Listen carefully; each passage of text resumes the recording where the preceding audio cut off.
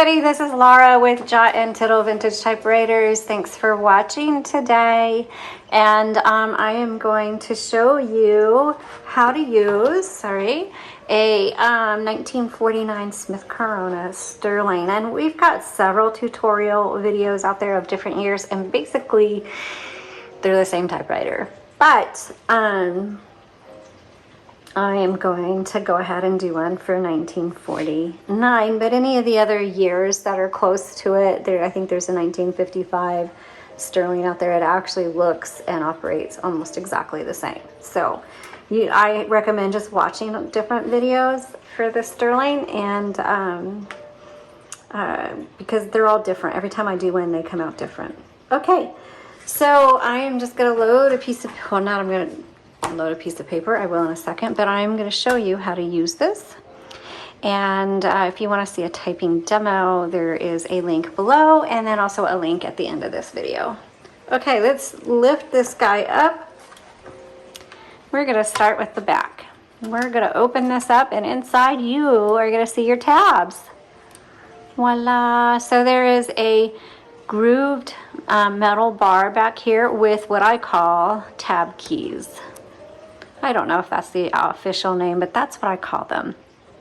This one happens to have 4. Most of them, when they were new, came with 6.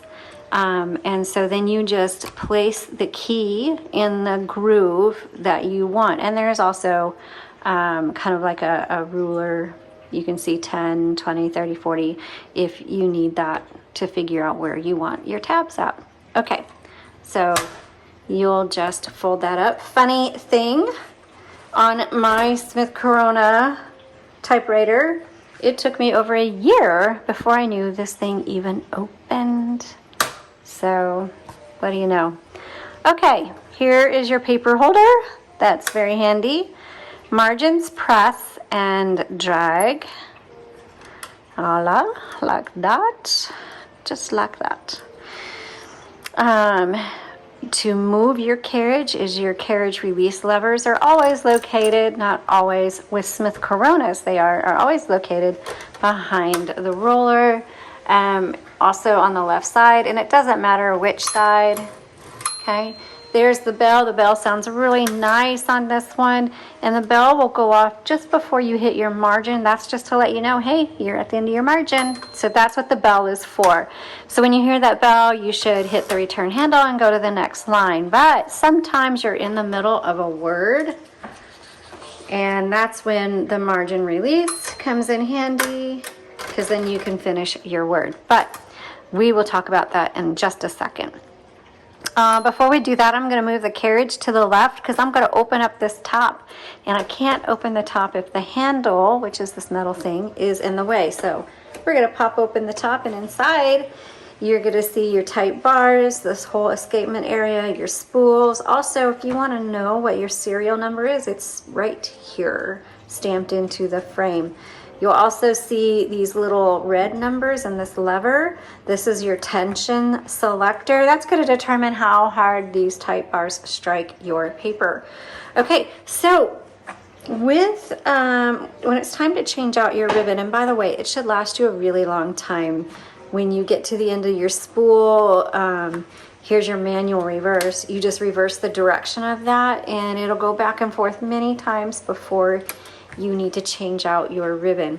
When it is time to change it out, make sure black is on top, red is on bottom, and that you thread it through all of these guide wires properly. The only best way I can just tell you is to go to the product listing I have in the link below, and find the photo on that product listing of an up-close image of this, and just screenshot it or save it to your desktop. And then when you're threading your ribbon, just make sure it looks like that. So you have to kind of shimmy it in and out of there. Otherwise, this part just pops up and down. It's super, super easy. It's very messy to do the ribbon, but you just got to make sure that it's all in there. Also, that the ribbon is, the spool pops all the way down, and that the ribbon comes around the outside and around, not inside and around, but outside and around. Okay. Okay, let's go ahead and close this. We're gonna load a piece of paper. And when you load, you just set the paper there. No need to shove it in there. Just set it there, turn the handle. Make sure it goes underneath that bar, just like that. And you can see my paper's just a little bit crooked. So that's where this little lever here on the right side comes in handy. You just pull that forward, that's your paper release. Straighten it out and engage, okay? And I kind of overcompensated there. There we go. Over on the left side is another lever right here, and a 1, 2, 3. That's for when you hit your return handle. It's going to advance either 1 line, 2 line, or 3 lines. Now, I just set this, I just loaded this paper, and you'll see I've already got some writing on it. And let's say I want to realign or line it up with what I've already got. Well, it's kind of hard to do when you're turning the handle and it only turns every half of a line, and it's not going to line up just right. So there is a little button or lever or pull tab, whatever you want to call it, on the left side. It's silver. There's not one on the right. So if you look, you'll see that little, it looks like it's a decorative piece, but if you pull on it, it actually kind of releases this platen, and you can line things up the way you want it. Push it in, and voila, you can keep going. Okay, down here on the keys, you've got your color selector, black on top, red on bottom. There is a white selector in the middle. That is for stencils. You're not going to use it, and if your selector is on the white, this isn't going to type properly. So if you're typing or you've had it set aside and you get on it and it's just not operating properly, there's 2 things to check. Ribbon reversal, reverse that direction of the ribbon, and make sure that the color selector is firmly on the black or the red. That will solve a lot of problems right then and there. It took me a lot of times to adjust. When I type, I would freak out. It's stopped, it's stuck, it's not printing. And my husband would go, reverse the ribbon, and voila. So always start with that. Okay, this arrow is your backspace.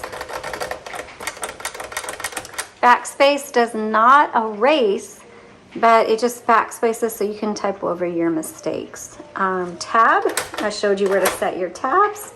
And then margin release. This is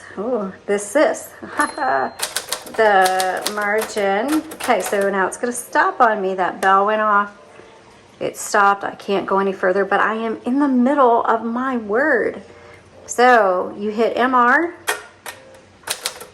finish your word, and then hit your return handle and keep going. You have your shift for caps, and then you have a shift lock. To unlock, you just hit either one of these, and that'll release.